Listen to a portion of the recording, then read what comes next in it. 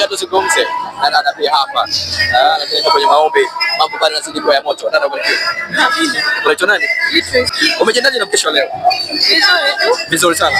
Niambie nini ambacho kimekupa nafasi unasema leo sisi nikakosa huu mkesha? Kwa sababu napenda kupreach, napenda maombi ya kukesha zaidi. Wow. Kwenye mkesha huu leo, wewe leo tutegemee nini kutoka kwako? Yaani wewe utatuhudumia kwa namna ipi? Tutegemee mazuri ambayo mtumishi ametuandalia ya moyoni na yale yanayotutesa, tuondolea na kutupa njia ya kujua Mungu siku zote za maisha yetu. Wow, Beatrice, Mungu akubariki sana. Nikuache endelee kuhudumiwa na Mungu. Huyu ni Beatrice, ni miongoni mwa wale tenda ambao wameweza kusponsor sana na mkesha huu leo. Umetegemea kupokea nini siku ya leo? Kitu kikubwa ambacho nimepokea kwangu moyoni kwangu kwamba kutokana na mkesha huu kuna mawaidha, kuna ushauri mbalimbali ambao utatolewa na Bwana Askofu, Baba Askofu ambaye ni Bwana Dickson Kaganga.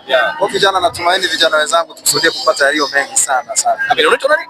Zakaria. Zakaria. Huyu ni Zakaria. Na leo tunafanya ibada hii ya mkesha mkubwa sana ambao unafanyika hapa ICC Kariakoo.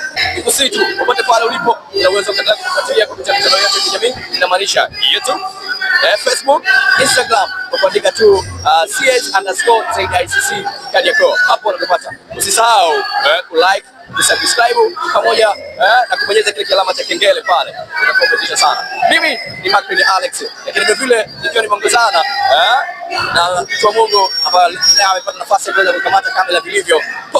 Mungu akubariki sana. Endelea kufuatilia vipindi hivi mpaka pale mwisho tamati kwa ibada hii. Mungu akubariki sana.